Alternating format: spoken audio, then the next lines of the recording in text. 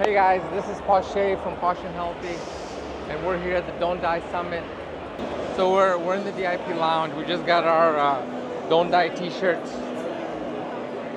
Got the Don't Die t-shirts, and then this is, I guess, Brian's famous pudding. What is it? It just got like, it's like a strawberry chia seed pudding. Really good.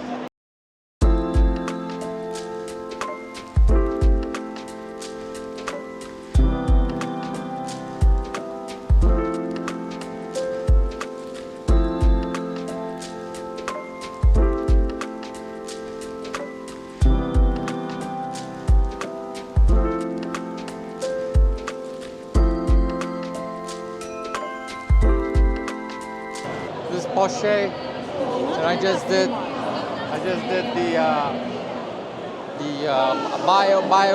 my bio age. So Porsche is 20. My real age is 53, but my bio age is 20. I think about 24. 24 years old. There you go.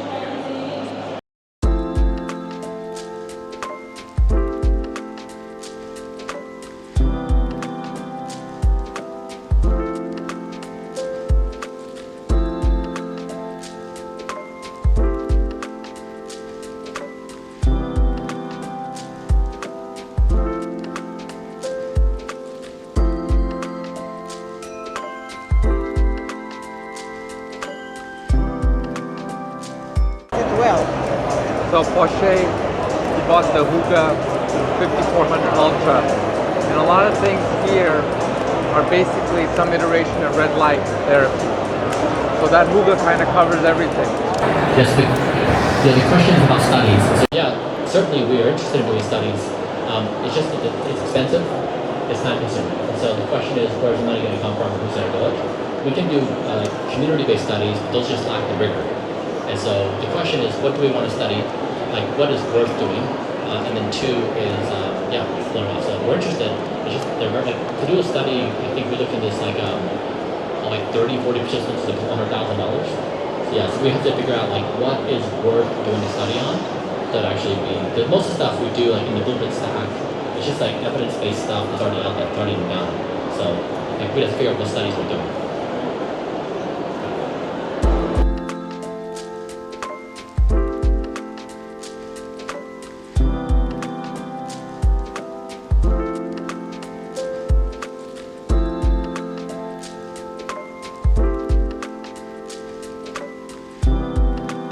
Hard together. Longevity is hard work, happiness is hard work. It's not a passive state. And so I want to set the expectation today is that we work hard together today. And so that means we have to be focused, we have to be working on the projects that are in front of us. And if you do that, I promise we're going to have an amazing day. Cool? Okay, let's get started. This is the day today, like I mentioned. Everything has fought for its life for inclusion. And we're going to have real-time Q&A with you guys. If you'll be able to submit your questions per session so we can speak to what's on your mind continually. Okay, today we're going to learn, is that what you see today? Okay, all right, cool. Dying makes you sad, okay? It's not as, so I agree with the laughter. Also, it's not as obvious in our behaviors. We're gonna go through that. 2 is being happy actually takes a lot of work. And 3 is life is twice the joy and half the sorrow when doing things together. Okay, so let's talk about being happy. So today we're going to talk about sleep, diet, exercise, measurement, and community. And throughout the day as I walk around, my goal is to meet every single one of you today. And when I meet you, I'm going to be checking in on your progress. Okay, how are you doing towards the goals we're trying to achieve today? All right, dying makes you sad. So people oftentimes look at me and they say, Brian, you're so busy trying to not die, are you really living life? This is living life in 2025. This is how future generations will look back at this moment. Go back and forth. Living life in 2025, how the future is going to see it. living life in 2025. But many of you already adhere to these practices, and you get pressure from your friends and family to live life in 2025. But we know these things cause die. So here's the thing. Doing things that make the body die does not create happiness. Doing things that live life and promote life, that's the cause of happiness. But our culture has it entirely backwards. Okay, so 2025 culture makes you sad, and so to realize that there's a thing that society does, and there's a thing that we do differently as a community. And this is, of course, we see this in our daily lives. Many of the friends and family we have, we know people are chronically lonely. We know they've got mental illness, and we know a lot of people have burnout. And I don't even believe in these stats. I think it's actually worse. So people always, of course, accuse me, but Brian, you aren't living. The irony is I have never in my life felt happier than I have in this moment. Yeah.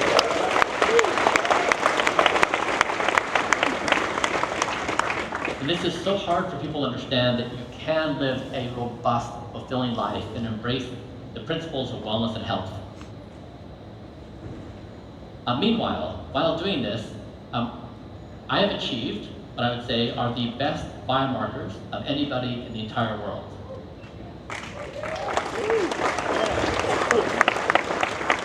Now, I will put the disclaimer and say, I think it's a competition of one,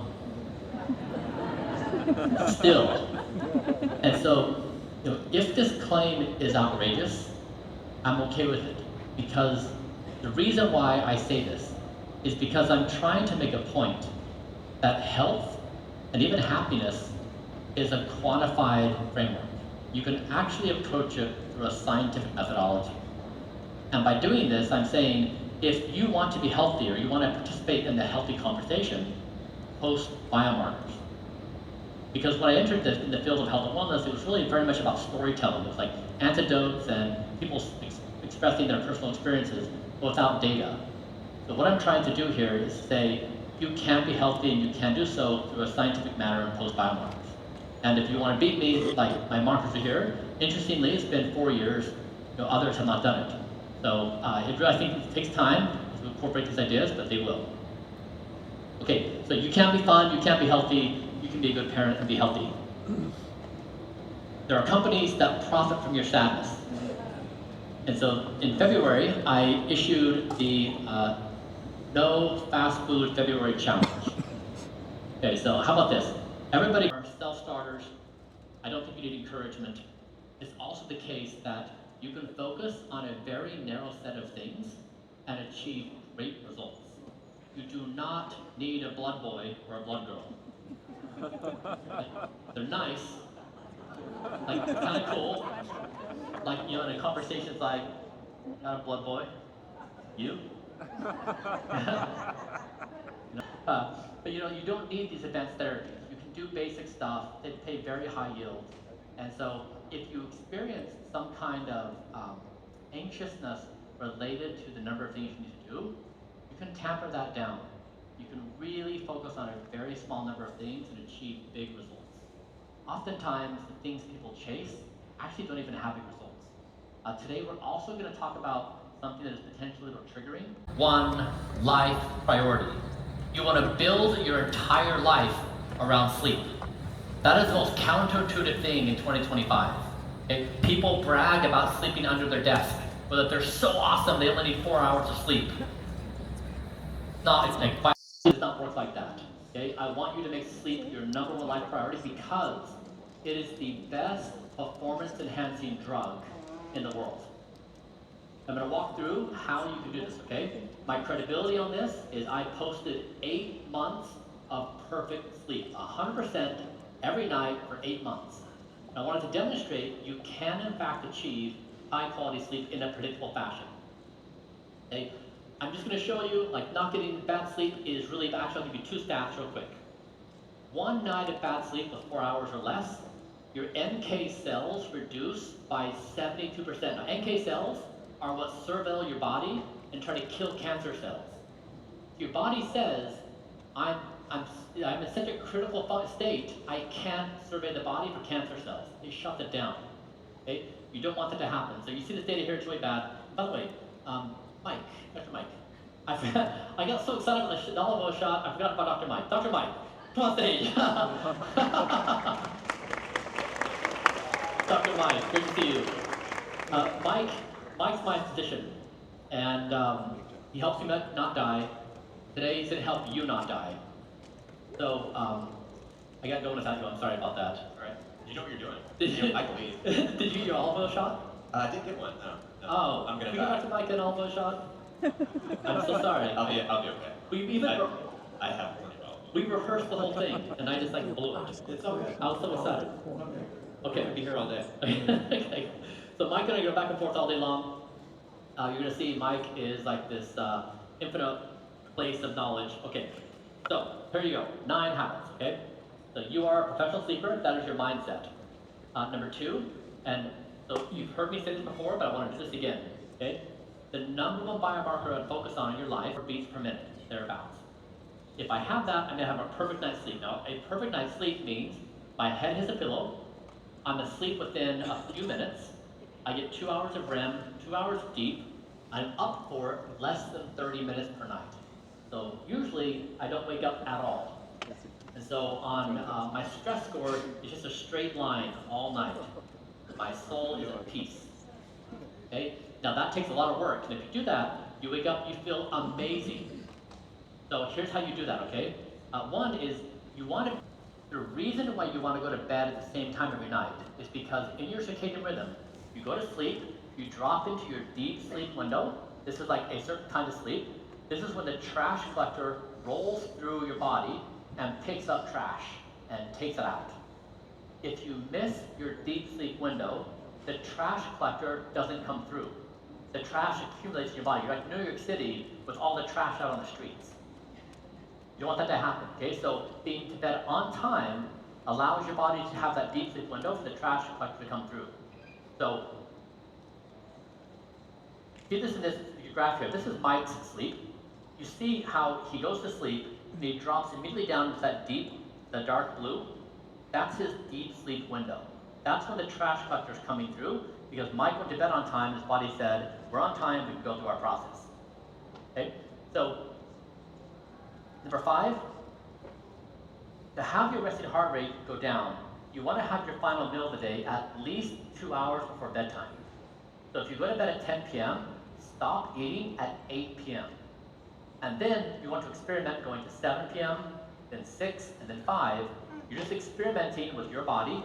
What you're going to see is when you move your meal back earlier in the day, your body has more time to digest food, which means your heart rate is going to be down by the time you go to bed.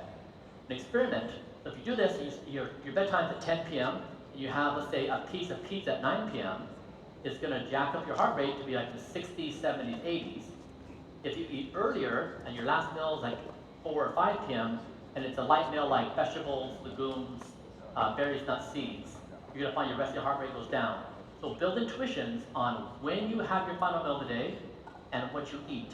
And what you're looking for is to lower your heart rate at all times. Now, you can use a wearable. I have a Whoop or an Oura or Apple or Garmin, all great. Or you can simply put your fingers inside of your neck, take your pulse for 6 seconds, and times that by 10 as your resting heart rate. You want to have a red light or amber light, so no blues. So in your home environment, try to turn off the lights. Have just a red bulb is nice. Turn off your screens at least 1 hour before bed. And then you want to be consistent every night. And then this is really important, a wind down routine. So at the end of the day, we're all pretty riled up from the day. Like maybe we've had a conflict at work, maybe we're mad at a friend, we're thinking about a new idea, we're stressed about a given thing, we've got some nemesis trying to take us down in the world, whatever. You need to calm yourself down. So the way I like doing this is an internal dialogue. Okay, so I imagine when I go to bed at 8:30 p.m., so at 7:30 p.m., Sleep Brian is now in charge. Now I have in my mind this image of him, he's got like a shield and a sword, and he's there to protect me. And then, always, at 7:31 p.m., ambitious Brian shows up. He's always the first one to show up. And he says, Brian, I have a brand new idea of what we're gonna do. And Sleep Brian says, hi, Ambitious Brian. You're doing a great job in life. We really appreciate you. Also, right now, we are in sleep mode. So we're gonna write down your idea right now, and then tomorrow we have all day to think about it. And Ambitious Brian says, are you sure? Like, but it's a really good one. Like, this is a really good one. And Sleep Brian says, Ambitious Brian, I'm sure it is. Just we're in sleep mode. And then at 7 As possible is 100% going to have the strongest impact on your longevity. So if the pitch, if you saw the headline, a new drug was discovered that gives you 400% increase in lifespan, the world would go bonkers. Yeah. That's the case with exercise. And people would pay a ton of money for it too. And so this is why, okay, resting heart rate before bed, okay, if it's low, you wake up and you feel great. If you feel great, you're likely to exercise. If you exercise, you increase your lifespan by 400% potentially. Right? This is why the dominoes, like why sleep is so important to set the stage. So this is the context on exercise, is like it's such a critical part of how you're going to feel about life and longevity.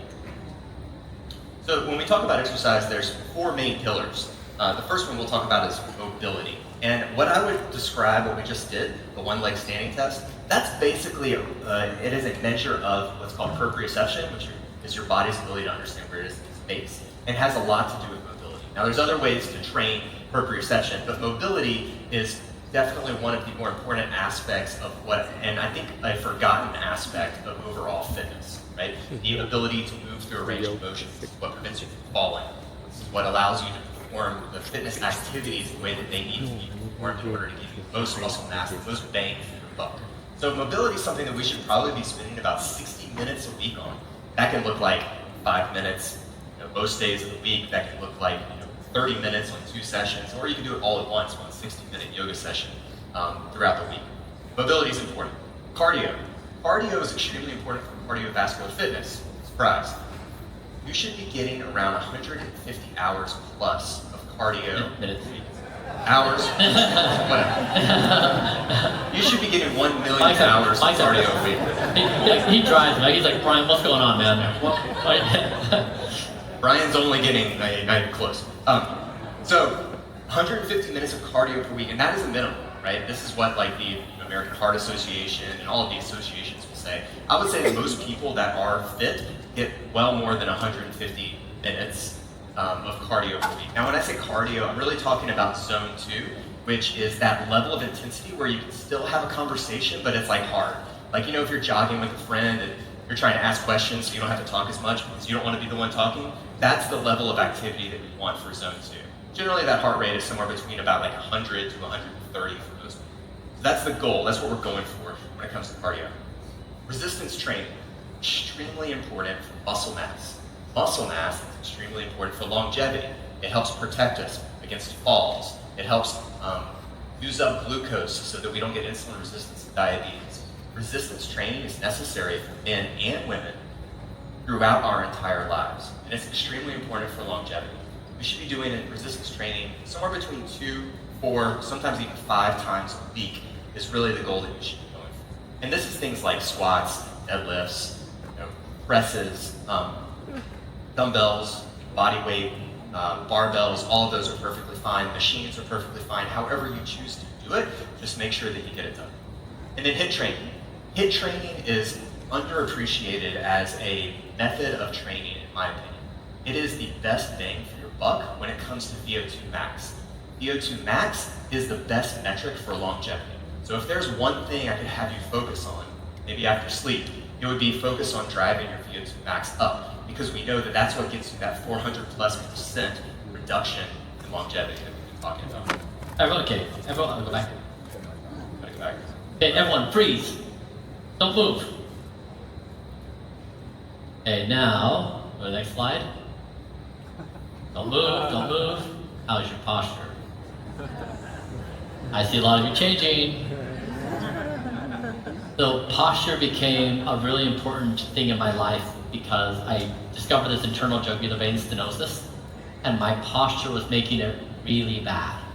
Okay, so I was like this all the time, my neck. I hope that's exaggerated, but I had really bad posture, never been taught posture. And I learned through a bunch of MRIs and ultrasound that posture dramatically affects how blood flows to the brain and from the brain. And our modern culture is really bad at posture. At desks or when we're on our phones. And so for posture, there's two simple things you can think about. Is if you imagine a string above your head, if you're in a bad posture position, it just pulls up. That's really nice. And then you want to have be straight in your posture, head down. You're not leaning over, You see in these images? So my kids always tease me that they're like, Dad is like an AI. They say, bad posture, zoop, zoop, zoop. So now in our family, anytime anyone hears the sound, zoop, everyone immediately straightens up. Okay, so today I'm going to be doing this with you zoop, at random moments, and I want you to check it. And what you're going to find is maintaining good posture is. That's what you guys next. And we tell us a little bit about what the experience is like. it's so painful. It's like you're on a treadmill or elliptical or a bike, and you're basically gradually escalating to your max effort, and you just go until you quit. And so the tension between you want the very best score and the screaming desire of the body to quit, it is torture, but boy, it's fun. I thought you described it as the most painful thing ever, and then also fun. Yeah. Adjacent sentences. So VO2 max, like we mentioned, is extremely important. And if there's one metric that you were going to test and follow regarding your fitness, VO2 max is probably the best one. It's not necessarily the easiest one, as Brian mentioned. It also costs a little bit of money, maybe a couple $100 to get it tested. But it can be really helpful in terms of identifying, your own fitness and really becoming that benchmark that you can train off of. So an ideal VO2 max for men is generally about 45, women is usually about 40. Brian was 64.2 on his last measurement, which is super impressive. And it does predict cardiovascular mortality, predicts cardiovascular health, predicts metabolic health. By that I mean risk for diabetes, things like that. And as we mentioned, very closely predicts longevity and mortality. So there are a few different ways to improve your VO2 max. The general consensus is HIIT training is the best thing for your buck. And when we talk about types of HIIT training, what do I mean by HIIT training? HIIT stands for high intensity interval training. There's a few different ways to do it, a few different protocols. The one I like the best is called the Norwegian protocol, which is 4 minutes on, 3 minutes off, 4 times. So you do 4 4-minute sessions at basically maximum intensity for 4 minutes. The highest that you can hold for 4 minutes, that might look like 6-minute miles, that might look like 10-minute miles. It's going to change for everybody. You want to start where it feels doable, but not like you're going to kill yourself, and then slowly increase over time. Do that about once a week, add in maybe one other HIIT training protocol with it, something like 30 seconds on, 30 seconds off times 10. Got a really nice protocol to help develop your VO2 max. VO2 max is going to be different for everyone, so your age, your gender, you're going to have different metrics to look at. Here's just a graph. We don't really need to go into this, but it's just a good reminder that you probably shouldn't be competitive necessarily with Brian, but you want to be competitive within your gender and your age. And then here's just another graph that's just to me super impressive. You don't see these kind of changes in mortality with any other intervention in medicine. I know we've said that a lot already, but I just really want to empower everyone here. Go get your VO2 tested, train for your VO2 because it'll make you better human. Now, if you can't, for whatever reason, you don't have the money, you don't want to go find a lab, you want to get another sense of cardiovascular fitness without actually doing VO2 training, a great way to get at this is something called heart rate recovery. Heart rate recovery is the amount that your heart rate comes down after 60 seconds of rest. So you do an intense interval that can be 5 minutes long, it can be a minute long, and then after the end of that interval, completely rest. Just stand there, just whatever you need to do, however you want to rest. Lay on the ground if you need to. The amount that your heart rate drops during that minute is indicative of your cardiovascular fitness. The higher the drop, so if you go from say 160 to 130, that's a 30-point drop, right? That's good, that's our goal. Ideal is 30 plus. Brian's was 37. This is a great way to get a sense of cardiovascular fitness and a nice metric that you can benchmark off of. Hey guys, so if you see the pattern here, when you show up to a longevity conference, you may intuitively expect it's going to expand the number of things you do. You're going to find new cool therapies, new cool science, and you see what we're doing is counterintuitive. We're lessening the things we're asking you to do. right? Get the fundamentals right. Resting heart rate before bed, you are a professional sleeper. Feel great in the morning and exercise. Focus on high intensity interval training as a part of your workout to increase your VO2 max. By doing those things, you've now achieved the highest, most efficacious, highest value things for longevity. What we're arguing here is, like, don't spend all your time searching all over for this and that. Focus on the basics that have the highest yield. Okay? Instead of more, less, focus on specific things, make them happen. Like, that's what we're trying to get at today. And so, unless you're posting perfect sleep scores and you've got like a 99th percentile ranking for VO2 max, you have room to improve. Okay? So go back to the basics, master those. I've been working with people around longevity for 7 years now, and I'll tell you that like the number of people is greater than 45. For women would be greater than 18. Do a grip strength test. Goal for men is 127, and if women is 91. We're not going to do any bench pressing or leg press, but you guys are welcome to do that on your own time. And then we're going to do, we did these already, the stand test and then the sit and reach. So you guys will also get to do that today. And this is a great this is a great place to start. These type of biometric tests will give you a biometric or biological age. That is a really great benchmark that you can work off of. So you should be thinking about trying to repeat these every few months or so and see how you're performing. Just questions. Yeah, questions, yeah. Let's get past. So we just heard Brian Johnson speak, and the funny thing is the best thing that you can do for your health is to actually eat early and calm yourself down, and your objective is to get your heart rate lowered before you go to sleep, and that guarantees a great night's sleep, and it's free. You don't need to spend any money. That's the crazy thing. God is great.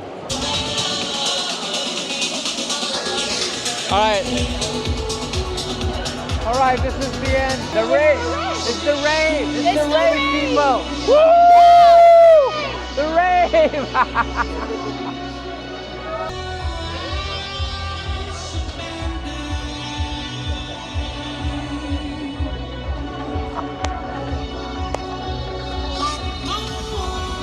Here he goes.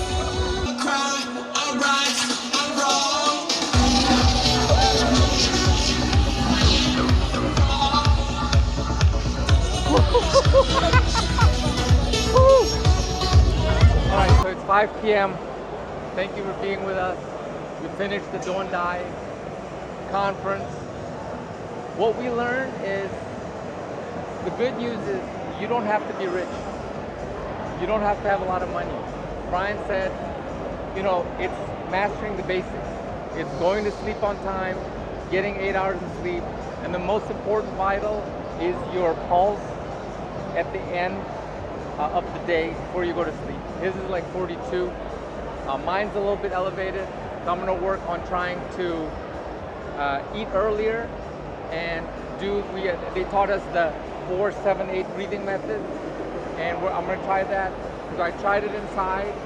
I was doing it before, but I was doing it wrong. But now that I did it right and I looked at my aura, I saw that my stress levels came down. So my stress really went, and I was relaxed after that. So the good news is that if you master the basics, it's sleep, exercise, and nutrition, you can improve your lifespan by up to 400%. It's crazy, okay?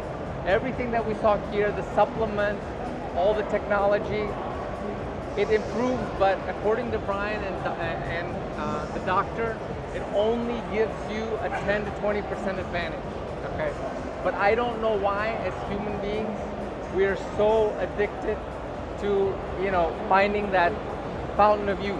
We love it. We wanna find a cure. We wanna find a massage. So, what did Porsche do today? Here's a rundown of what I spent. So I did the nucleus genome.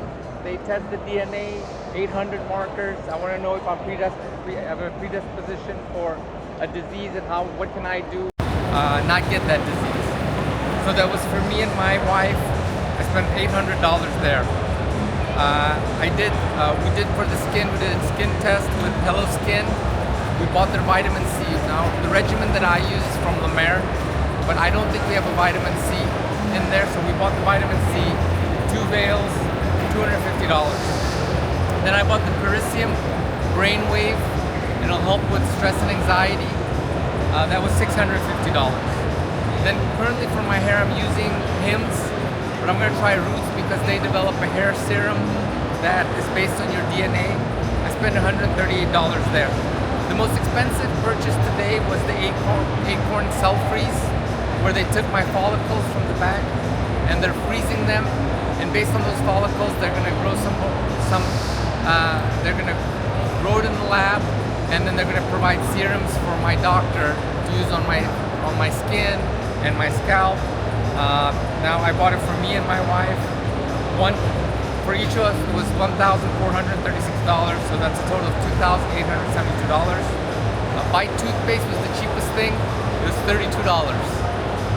And we also bought glasses, filter optic glasses.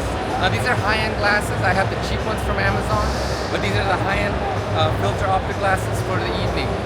So this will hopefully help me with my sleep. It was $156 for each glasses, $312. So total hit for the day is $5,050. Now, where I did save, there were a lot of technologies here that were infrared based.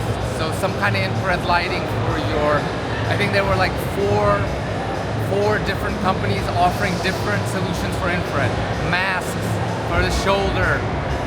Now, I didn't even go there because I bought the Huga Ulta 5400 machine, which is the ultimate infrared, and it has it hits all of the wavelengths. It cures and stimulates the whole body, the hair, the knees, and I do it twice a day, in the morning and at night. So that's where I save a lot of money, and it's so convenient. I don't need 5 or 6 different things for myself. So was it money well spent? I don't know. We'll get back to you on how these things work for me. All right. Thanks for watching us. Make sure you like us and subscribe. It's Paul Shea from Caution Healthy. Peace out.